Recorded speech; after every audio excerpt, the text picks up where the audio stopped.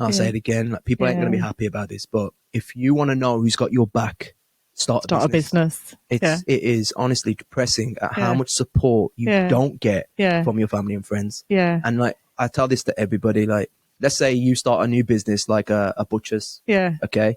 Half your family straight away instantly become vegetarians. It's just one thing. And they just don't want to help you. But it's so important to not hate those people.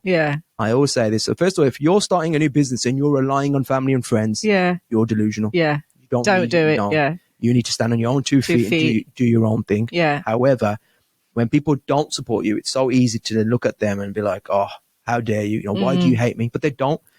What the problem is what I found is your success and your effort is a form of movement for people that are sitting still. That's all it is. And they're under that fear of, oh, we're getting left behind. And that's all it is. And like, I don't know why people do it. And I always say, like, for me, lie to the world, but don't lie to yourself. Like, I lie 100 times a day. You know, my kids will come to me and say, Daddy, you know, are my teeth going to fall out if I eat this Haribo? 100%, they're all going to drop out. Your arm's going to fall off as well. Totally. Eat it. My wife will say, do these earrings go great with this dress? Honey, they look great. I hadn't even looked up. Do you know what I mean? Lie all to the world, but don't ever lie to yourself. But these people do.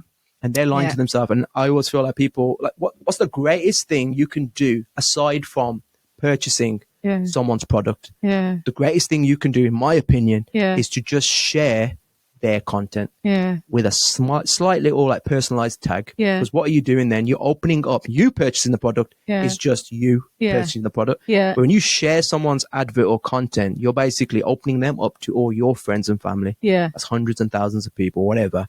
And then you're letting them know that I also, with that little tag, I vouch for this person.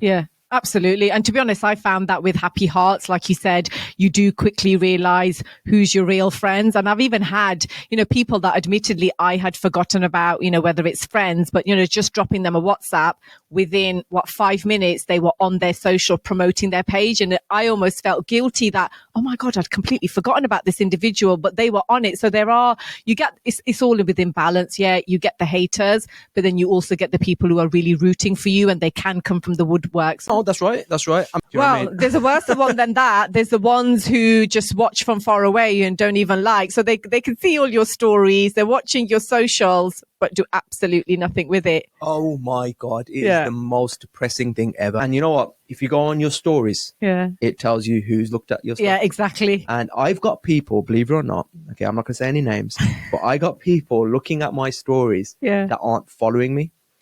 And they're always more or less the first or second person that's looked at a story I've put up. So what freaks me out is, are you all day long just waiting and then searching for my name to go up? Well, what is that about? That makes no sense. I don't know. Why do people do that? Well, you've got stalkers, haven't you? Psychopaths, that's why. It's weird. I don't know. But again, like, if you put that much effort in just helping people and sharing, oh my God, you know how far we would go? Like, I'm not saying, oh, look at me, I help everyone. I'm not. It's not about that.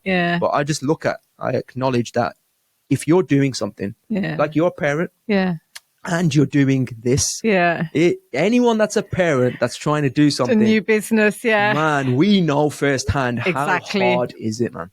Yeah, so the biggest challenge is dividing your time. Obviously, when you're starting a new business, you need a lot of that upfront investment, whether it's designing a logo, trying to do your website. Happie Hearts only launched in the last couple of months, but all the work prior to that, you know, it started in December, January. It's been hard work. But at the same time, I think my kids have been my inspiration. They've actually been joining in and helping me. That's really good. I like that. You gotta channel it. So it's either stress or it's motivation. Yeah. So which way are you going to look at it? Yeah. So my biggest problem as well, I'm so lucky. Like, my kids, they kind of get it. Like, I put my daughter's name on my business. So on my chairs, I put that, and that helped me for her to understand what was going on. So she's always like, Daddy, are you going to work or are you going to my work? Oh, and I'm bless like, her. I'm going to your work. She acts like a CEO. And I'm like, I'm going to your work, babe. And she's like, oh, okay, that's fine. I can't carry on. But now I've got so many things going on. She doesn't know which work I'm talking about. So like, if I'm going out to do like a gig for stand-up, she's like, Daddy, are you going to do that talking thing to make people laugh? The talking thing? Yeah, I'm going to do the talking thing. Okay. Now with this podcast going, she's like, Daddy, you can do the other talking thing. I'm like, I'm doing the other talking thing now. My kids are exactly the same. So my eldest, you know, as soon as I pick her up from school, She's straight away, Mummy, what's happening with Happie Hearts? How many clients have contacted you today? What's going on? How can I help? My youngest, on the other hand, she asks questions, but lots of different questions. Hers is more, Mummy, how much money are you making? When are you going to become famous? Oh, yeah. My youngest as well. She has so many unique questions. Like the other day, she asked me who the guest is. Okay. And I told her about yourself. Okay. And I said, yeah, she helps people. She goes, and then straight over her head, she didn't care. She goes, so when are you going to bring Spider-Man in? I was like, how do I tell you? Do I want to break your innocence, first of all? I tell you Spider-Man's not real. I can't talk to him. Yeah. Or do I tell you I'll bring him one day and now you're going to keep expecting him? So you're going to have to get someone to dress up as Spider-Man and come in. That's what you're going to have to do. I'm in. Spider-Man?